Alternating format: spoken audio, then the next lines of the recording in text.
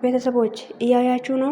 ሄሜና ብሩክ ህይወት ተበጥብጦ እዚህ ጋር እሱ ስጋ እየበላ አንተ ደንጋ ብለሽ አፈር ብለሽ አንተ ውሻ የሆንክ ልጅ ማለት ነው። አንተ የሰው ህይወት በጥብጤ ነው አንተ ወጥተ እዚህ ጋር ስጋ እየበላ የማይሆን ነገር አሳይተ ልጅቷ አንተ ገደል ግባሽ አንተ ዶንቆሮ ውሻ የሆንክ ሰውዬ።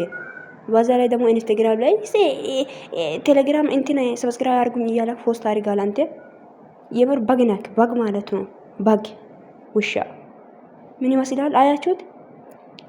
ይሄ እንዴት እንዲያረጋ ይሄ ዶንቆሮ የሆነው ሰውዬ። ሰላም ውዶች እንዴት ናችሁ? ደህና ናችሁ? ያለው እግዚአብሔር ይመስገን ደህና ነኝ።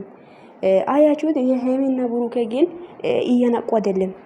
እነሱ እየበጠበጡ እሱ እዚህ ጋር እየፈለገ ነገር ሁሉ ነገር እያረገ ነው። ግን የብሩክና የሄሚ ነገር ውሸትን አምጥቶ እዚህ ጋር ውሸት ለምን አስፈልጋል? ውሸት አስፈላጊ ነገር ነው እንዴ? አንተ ቤተሰቦች አይታችሁታል እንዴ? እንዴት ለምን አስፈለጋ? አንተ ዶንቆሮ ውሻ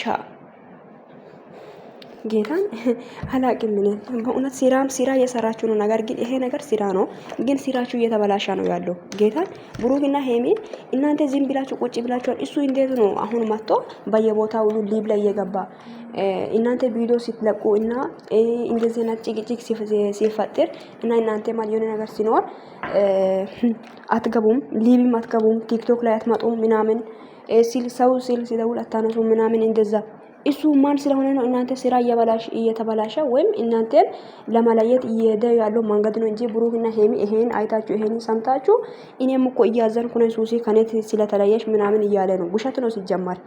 ሱሲና ዳኒ ሲጀመር ፍቅረኛሞች አይደሉም። ብሩክና ሄሚ ንቁ እንጂ ንቁ። እግዚአብሔርን እንደ አይታችሁታል። እሱ እንደፈለጋ እዚህ ጋር እንደፈለጋ እያረገ ማለት ነው። አንተ ዶንቆሮ የሆንክ ሰውዬ እንተ ቤተሰቦች እንዴት ነው ይሄ ነገር? ይሁትሽ የብሩክና የሄሚ ህይወት ሲበላሽ እዚህ ጋር እንደፈለጋ እየሆነ እንደፈለጋ ስራ ማለት ዲብ ላይ ይገባል። ትናንትና ማታ እንደዛም ዲብ ገብቷል። ፈታ ያለው ጊዜ እያሳለፈ ነውና ግን ሄሚና ብሩክ እዚህ ጋር ተጣልቶ ተኮራርፎ ቀሩ ማለት ነው። ለነሱ የማይሆን ነገር ልብን የሚሰብር ነገር አሳይቶ ውሸታም አንተ ውሸታም ሀያ የሊጥ ማለት ነው። ዶንቆሮ የንኮ ማለት ነው። አይን ክጥፋ እንዴት የሰውት ለማባጥባት እንዴት ነው አንተ ለፍሰ የተነሳክ እንዴ? አንተ ውሻ የንኮ ሰውዬ ግን አረ በኢየሱስም ተናደድኩ። እኔ እግዚአብሔርን በጣም ነው ተናደድኩት።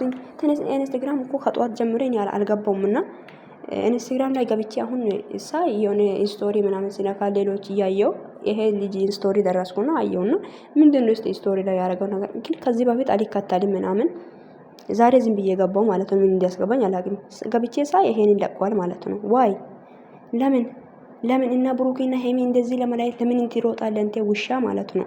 ሀያ ባክት የምር ቤተሰቦች በጣም ተናጅጃለሁ። እኔ አላቅም በጣም ነው ተናደድኩት።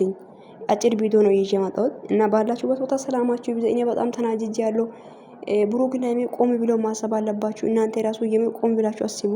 ለምን ሰው ለምን ምን ማድረግ እንደሚፈልግ አይውሽ በደም እንዴት በኢየሱስ ስም ሰብስክራይብ እያደረጋችሁ ቤተሰብ ሁኑልኝ። ቤተሰቦች ጌታ ተናጅጃለሁ እውነት